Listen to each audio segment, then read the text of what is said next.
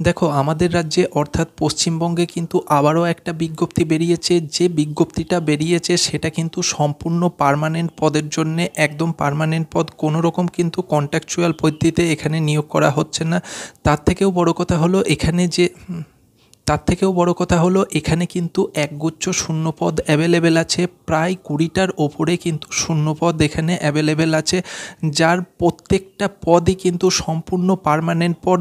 Direct গভর্নমেন্টের পেরোলে কিন্তু তোমাদের কাজটা হবে। যে জায়গায় এই নিয়োগ প্রক্রিয়াটা করা হবে সেটা হচ্ছে কলকাতা হাইকোর্টে কিন্তু তোমাদের এই জবটা হবে। মানে তোমরা যখন পরীক্ষা দিয়ে তোমরা এই কাজটা পাবে, তখন তোমাদের যে ওয়ার্ক লোকেশান মানে কাজের যে জায়গা থাকবে সেটা কিন্তু কলকাতা হাইকোর্ট থাকবে। এখানে বলে রাখি, তোমাদের এখানে কিন্তু পড়াশোনা খুব একটা বেশি পড়াশোনা চাইছে না। মিনিমাম পড়াশোনা জানলেই কিন্তু তোমরা এখানে অ্যাপ্লিকেশান করতে পারবে। আর তোমাদের যে পে স্কেল থাকবে, অর্থাৎ তোমাদের যে বেতনক্রম থাকবে, সেটা কিন্তু পশ্চিমবঙ্গ সরকারের যে 6 পে স্কেল আছে সেই পে স্কেল অনুযায়ী কিন্তু তোমাদের বেতনক্রমটা থাকবে। এখন এখানে আমরা যদি চাকরিটা পেতে চাই তাহলে আমাদের কি করতে হবে, কত দিনের ভেতরে আবেদন করতে হবে, কিভাবে আমরা আবেদন করব, প্রত্যেকটা জানার জন্যে অফিসিয়াল যে বিজ্ঞপ্তি কলকাতা হাইকোর্টের তরফ থেকে প্রকাশ করা হয়েছে সেই বিজ্ঞপ্তিটা কিন্তু আমাদের দেখে নিতে হবে।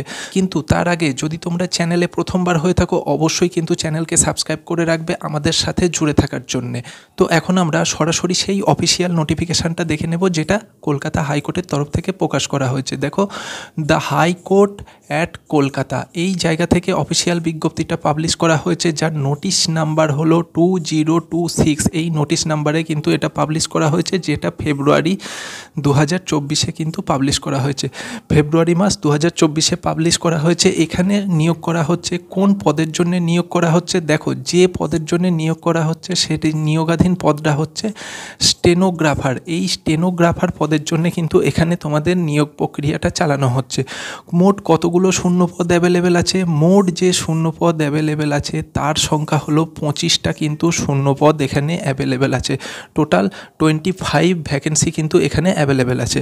ওকে, এবার এখানে যদি তোমরা আবেদন করতে চাও তাহলে আবেদন করলে তোমরা এখানে স্যালারি মানে প্রত্যেক মাসে তোমরা মাইনে কত টাকা পাবে, যে টাকা প্রত্যেক মাসে তোমরা মাইনে পাবে সেই টাকাটা হচ্ছে তোমাদের মাইনে কিন্তু এর মধ্যে থাকবে 28,900 থেকে শুরু হয়ে 74,500।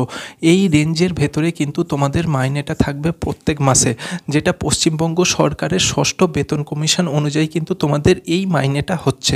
ঠিক আছে, আচ্ছা, এবার এখানে তোমরা আবেদন করতে গেলে তোমাদের এজ লিমিটটা যে বয়সের মধ্যে থাকতে হবে সেটা হচ্ছে ন্যূনতম তোমাদের বয়স কিন্তু 18 বছর হতে পারে। মানে 18 বছর হলে তোমরা অ্যাপ্লিকেশান করতে পারছো ঠিক 32 বছর বয়স পর্যন্ত। কত বছর? 32 বছর বয়স পর্যন্ত কিন্তু যে কোনো ক্যান্ডিডেট আবেদন করতে পারছে। এখানে রিজার্ভেশন ক্যাটাগরির প্রার্থীরা যেরকম ছাড় পায় তারা কিন্তু অলরেডি সেই হিসাব অনুযায়ী ছাড় পাবে। এসটি এসসি 5 বছর, ওবিসিরা হলে 3 বছরের ছাড় কিন্তু তোমরা পেয়ে থাকবে। ওকে, আর পড়াশোনা তোমাদের এখানে কিন্তু একটা মিনিমাম পড়াশোনা জানতে হবে, সেটা হচ্ছে প্রত্যেকটা ক্যাটাগরি ক্যান্ডিডেটকে এখানে কিন্তু উচ্চ মাধ্যমিক পাস অর্থাৎ ক্লাস 12 পাস কিন্তু অবশ্যই হতে হবে। সেটা যে কোনো শাখায় হতে পারে, সায়েন্সেও হতে পারে, আর্টসেও হতে পারে, কমার্সেও হতে পারে, ভোকেশনালতেও হতে পারে, যে কোনো শাখাতেই কিন্তু উচ্চ মাধ্যমিক পাস হলেই যোগ্য। এর সাথে সাথে তাকে কিন্তু বেসিক কম্পিউটারের নলেজটা কিন্তু অবশ্যই থাকতে হবে। মানে বেসিক যে আমাদের ফান্ডামেন্টাল কম্পিউটার নলেজ, সেই নলেজটা কিন্তু প্রত্যেককে অবশ্যই থাকতে হবে। ওকে, এবার এখানে অ্যাপ্লিকেশান করতে গেলে কিভাবে অ্যাপ্লিকেশানটা করবে, যেভাবে অ্যাপ্লিকেশান তোমরা করবে সেটা হচ্ছে তোমাদেরকে ফর্ম ফিল আপ করে কিন্তু আবেদন করতে হবে। মানে তোমাদেরকে হাতে কলমে কিন্তু ফর্ম ফিল আপ করতে হবে। পেন দিয়ে ফর্ম যেভাবে আমরা ফিল আপ করি সেইভাবে ফর্ম ফিল আপটা করতে হবে, অনলাইনে কিন্তু করতে পারবে না। ঠিক আছে, ওকে, এবার ফর্ম ফিল আপ করে পাঠানোর যে শেষ তারিখ, মানে যেই দিনের মধ্যে তোমাদের এই ফর্মটা পৌঁছাতে হবে সেই তারিখটা কবে?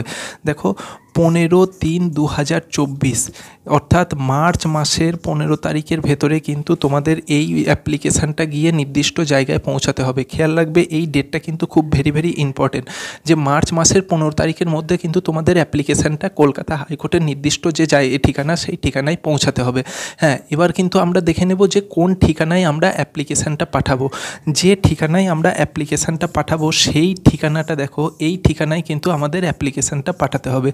ঠিকানাটা কি নোট করে নাও তোমরা, drop box office of the general and establishment section. Okay, next হচ্ছে অ্যাপিলেট সাইড, তারপরে হচ্ছে গ্রাউন্ড ফ্লোর, আর একদম শেষে যেটা থাকবে সেটা হচ্ছে হাই কোর্ট অফ ক্যালকাটা। ঠিক আছে, ব্যাকেটে তোমরা যেটা লিখবে সেটা হচ্ছে মেন বিল্ডিং, অর্থাৎ ক্যালকাটা হাইকোর্টের মানে কলকাতা হাইকোর্টের মেন বিল্ডিং।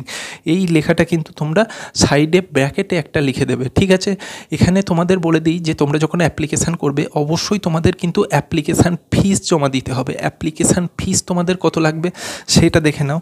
প্রত্যেক ক্যান্ডিডেটের কিন্তু এখানে 800 টাকা কিন্তু তোমাদের অ্যাপ্লিকেশান ফিস জমা দিতে হবে প্রত্যেকটা ক্যান্ডিডেটকে। হ্যাঁ, যারা ST SC ক্যান্ডিডেট আছো বা ফিজিক্যাল হ্যান্ডিক্যাপ ক্যান্ডিডেট আছো তাদের ক্ষেত্রে কিন্তু 800 টাকা লাগবে না, তখন তাদের ক্ষেত্রে কিন্তু 300 টাকার অ্যাপ্লিকেশান ফিস জমা দিলেই কিন্তু হবে।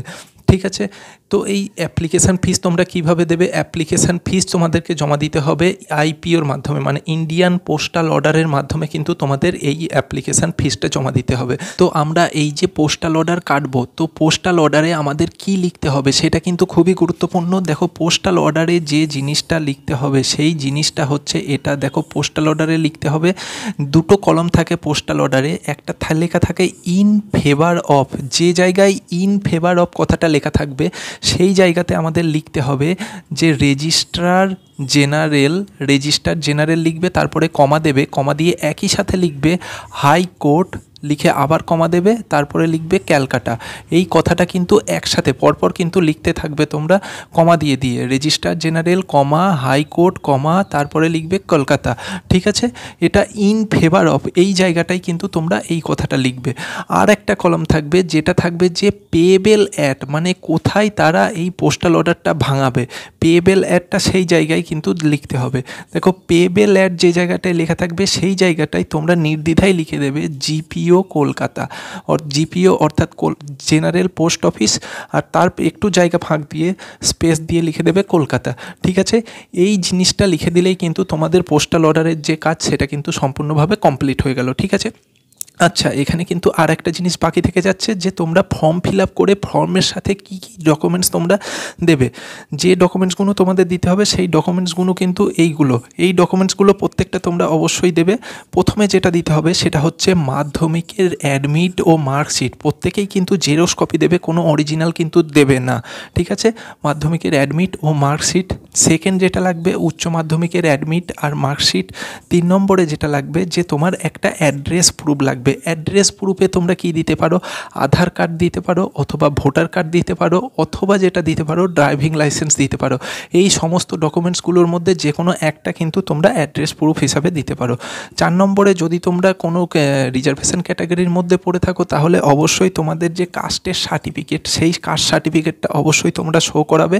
5 নম্বরে যেটা থাকবে সেটা হচ্ছে 45 টাকার ডাক টিকিট লাগানো তোমার নিজের অ্যাড্রেস লেখা একটা খাম দিতে হবে। একটা খাম দেবে, যে খামের মধ্যে তোমার অ্যাড্রেসটা লেখা থাকবে এবং সেই খামের ওপরে 45 টাকার ডাক টিকিট কিন্তু অবশ্যই লাগানো থাকতে হবে। ঠিক আছে, আচ্ছা, আর লাস্টে যেটা থাকতে হবে যে দুটো পাসপোর্ট ছবি কিন্তু অবশ্যই দিতে হবে। দুটো পাসপোর্ট অবশ্যই কালার পাসপোর্ট ছবি, দুটো কালার পাসপোর্ট ছবি কিন্তু তার সাথে অবশ্যই দিতে হবে। তার মধ্যে একটা পাসপোর্ট ছবি তোমরা ফর্মের সাথে সেটে দেবে আঠা দিয়ে, আর একটা যে পাসপোর্ট ছবি বাকি থাকবে সেটা কিন্তু তোমরা পিন দিয়ে গেঁথে দেবে ফর্মের সাথে। ঠিক আছে, তো এই সমস্ত ডকুমেন্টস প্রত্যেকটা ডকুমেন্টস যে কটা ডকুমেন্টস তোমরা জেরক্স কপি দেবে প্রত্যেকটা ডকুমেন্টসই কিন্তু তোমাদের সেলফ অ্যাটেস্টেড হবে। সেলফ অ্যাটেস্টেড ছাড়া কিন্তু তোমরা এখানে কোনো ডকুমেন্টসই পাঠাবে না। ঠিক আছে, তো এই সমস্ত ডকুমেন্টসগুলো একত্র করে তোমরা এই ফর্মটা কিন্তু অবশ্যই 15/3/2024 মানে মার্চের 15 তারিখের আগে কিন্তু তোমরা সেন্ড করে দেবে এই কলকাতা হাইকোর্টের যে নির্দিষ্ট ঠিকানা আছে সেই ঠিকানায়। আশা করি তোমাদের সমস্ত ডাউট ক্লিয়ার হয়েছে। এরপরেও যদি তোমাদের কোনো জায়গায় বুঝতে অসুবিধা হয় বা কোনো প্রশ্ন থেকে থাকে সেটা কিন্তু কমেন্ট বক্সে অবশ্যই করো, উত্তর পেয়ে যাবে। আর আমাদের সাথে জুড়ে থাকার জন্য কিন্তু চ্যানেলকে অবশ্যই সাবস্ক্রাইব করো।